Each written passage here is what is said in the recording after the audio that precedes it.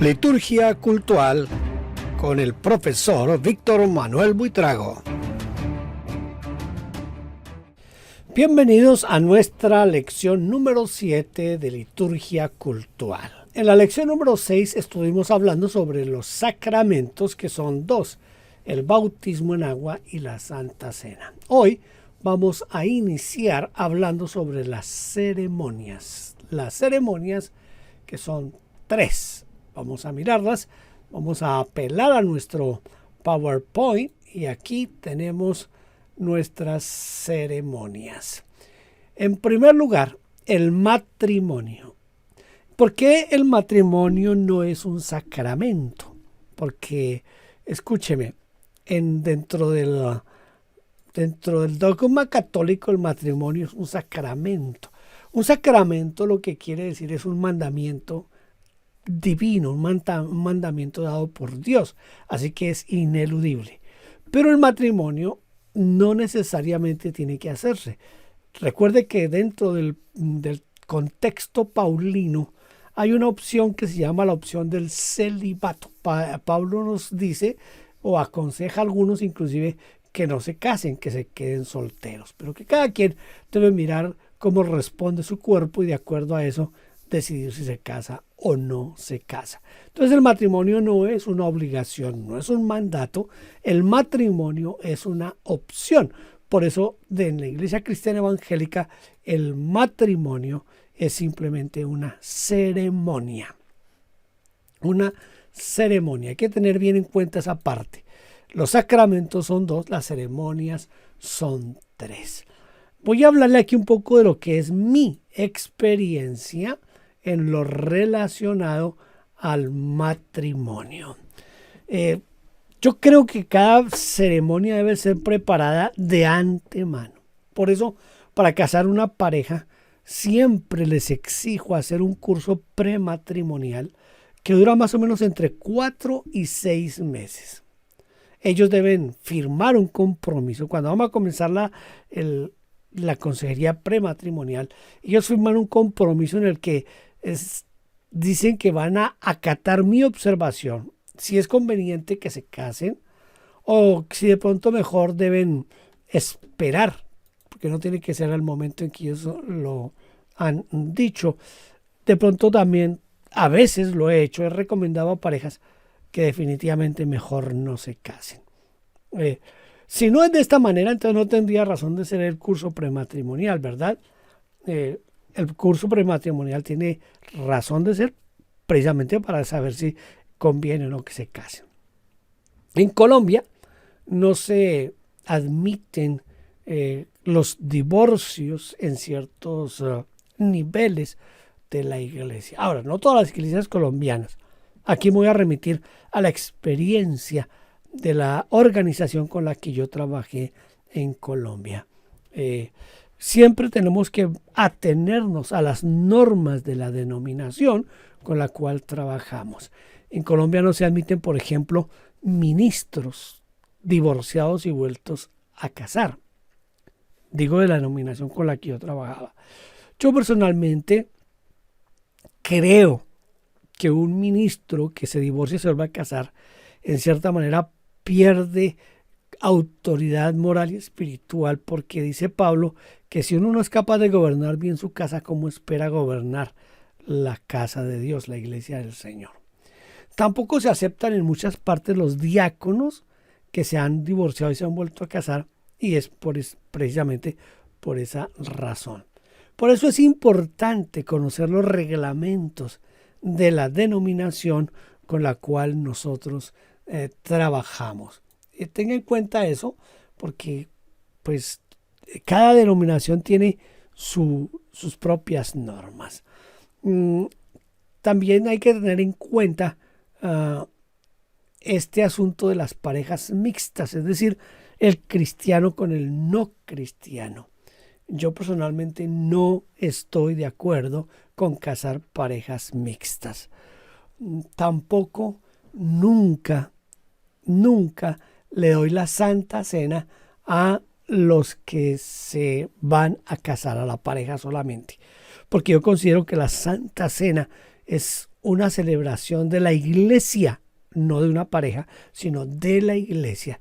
Y algunas parejas me han pedido que quieren que les dé la Santa Cena en el momento del matrimonio. Y yo les he dicho que yo lo hago con todo gusto, pero lo hago con toda la iglesia. Entonces, cuando ellos me han visto a mí cómo doy la Santa Cena, prefieren mejor no tomar la Santa Cena en su matrimonio. A mí me parece que esa es una costumbre demasiado católica y que hay que erradicarla con lo que significa verdaderamente la Santa Cena. La Santa Cena siempre debe ocupar su verdadero lugar. Entonces yo siempre eludo ese tipo de cosas. Aclaro que esa es mi experiencia y usted debe cuidar de cumplir los parámetros de su organización. Yo quizás aplico muy al pie de la letra aquello de no os unáis en yugo desigual, y por eso es que no caso parejas cristiano con no cristiano.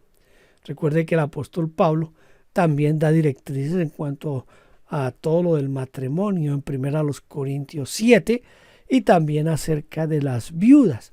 Lo mejor es aplicar la Biblia por sobre cualquier reglamento o costumbre denominacional. Pienso yo, me imagino yo, que es lo mejor, ¿verdad? Los funerales. Esa es la siguiente ceremonia, los funerales. Se debe aprovechar para hablar de Cristo Jesús y la esperanza que Él nos ha prometido en la vida eterna. Mire, yo procuro hablar lo menos posible del difunto, pues no quiero asegurar lo que no puedo asegurar. Que Él está en el cielo, que lo vamos a ver, que vamos a... Yo eso poco lo menciono en los funerales. Yo lo que procuro hacer es predicar y hablar palabras de ayuda y de consuelo a los dolientes. Pero más que nada, exhorto a los creyentes y a los no creyentes a prepararse para la muerte. Los no creyentes que acepten a Cristo como su Señor y Salvador para cuando les llegue el turno. Todos un día vamos a morir. Todos. Entonces lo mejor es estar preparados. La tercera ceremonia es la presentación de niños al Señor. Yo me enfoco en la responsabilidad que tienen los padres de educar a ese niño en el camino del Señor. Otra vez viene el lastre católico de que hay que hacer algo con el niño. Bueno, hagamos lo que se ha acostumbrado a hacer en la mayoría de iglesias evangélicas, y es la presentación de los niños al Señor. Yo personalmente no presento niños al Señor de personas que no sean creyentes.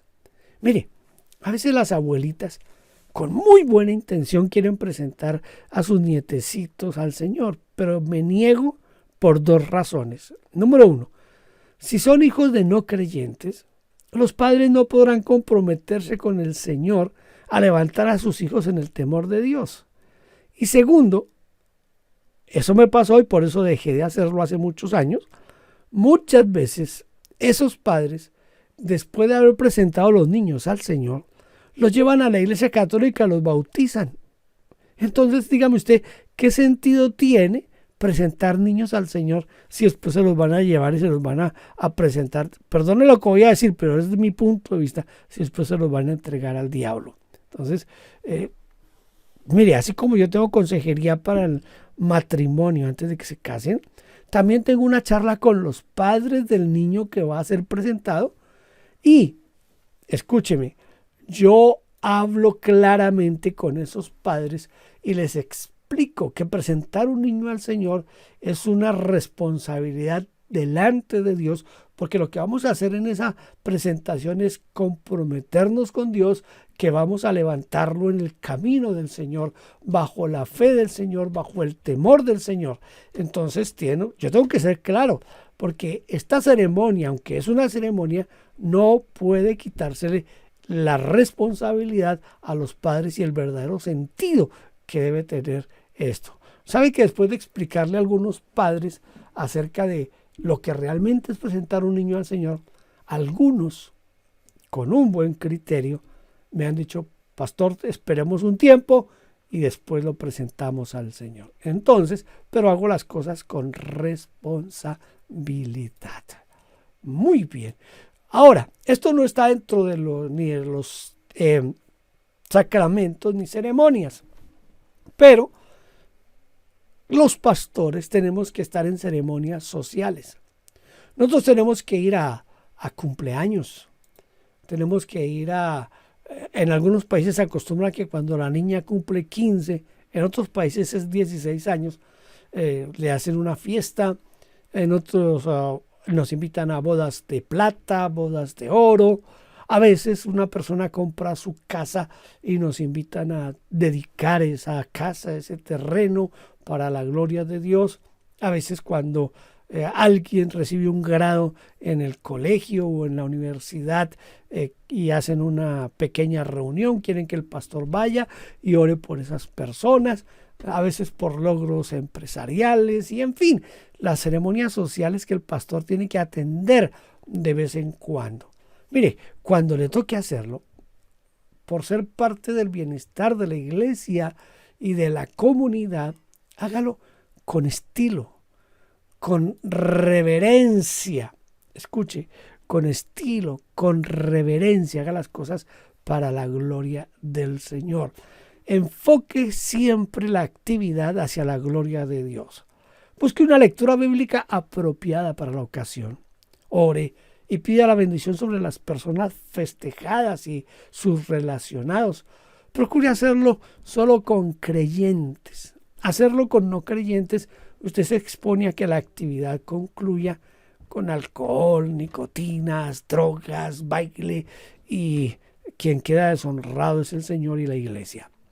Si lo invitan a orar por la posesión del alcalde o de la Junta de Acción Comunal, vaya, de unas cortas palabras resaltando la Biblia y ore en una forma sabia. Mire, recuerde que no está en la iglesia y que es una actividad civil. De gracias por haber sido tenido en cuenta y permanezca el tiempo prudencial. Mire, si se va a posicionar el alcalde y lo invitan a usted a que ore, vaya y pida que el Señor le llene de sabiduría a esa persona para que gobierne bien. Pero casi siempre esas posesiones terminan en una reunión social con cerveza, a veces con trago, a veces. Usted retírese a tiempo y hágalo en una forma decente. Ahora, hay aquí una parte que quiero tocar, que es el pastor y la política. Es muy común en Latinoamérica que los ministros quieran ser candidatos a cargos de elección. ¿Por qué? ¿Por qué razón? Porque se piensa que un pastor podría hacer un gobierno transparente sin robarse el dinero. Ellos quieren ser concejales, alcaldes, diputados, senadores y hasta presidentes. Creo, y esto es mío, que un ministro no debe mezclar la política y el ministerio.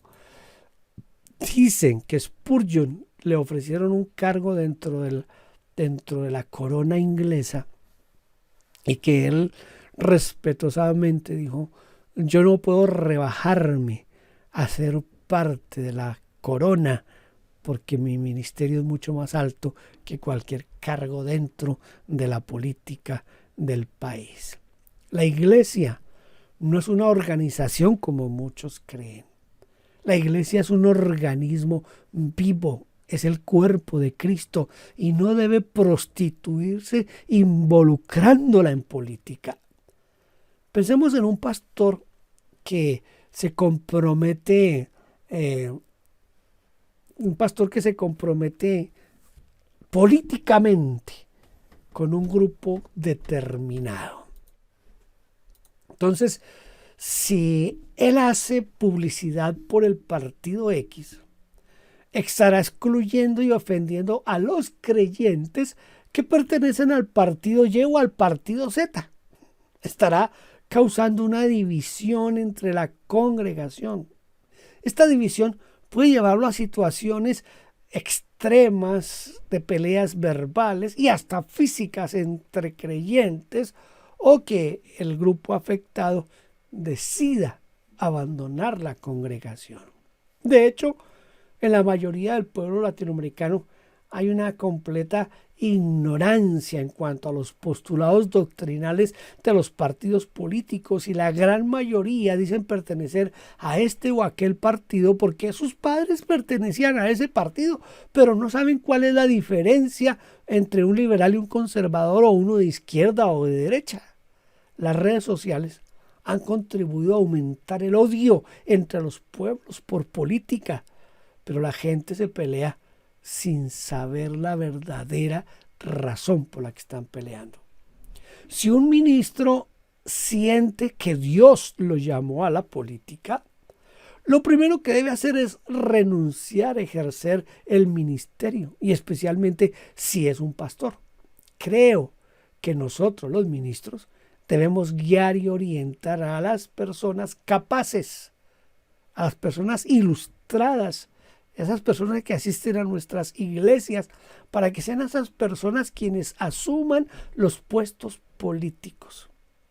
El apóstol Pablo nos recomienda orar por todos, escuche bien, por todos los gobernantes, no solo por los de nuestro partido o por los de nuestra preferencia. Como ministros, no podemos llamar al odio o a la división que produce el participar en política. A veces estas divisiones se dan también por los deportes. Yo soy admirador y seguidor de un equipo en Colombia y a veces se me suelta en el púlpito hablar de ese equipo, pero resulta que en la congregación, en Colombia hay como 20 equipos de fútbol profesional. Yo soy hincha de uno, pero ahí pueden haber en la congregación hinchas de los otros 19 equipos. Entonces, ¿qué estoy logrando con eso? Estoy logrando división en la iglesia. Esto es cuestión de sentido común. ¿Entiende eso? Sentido común. Por eso yo les recomiendo que tenga mucho cuidado.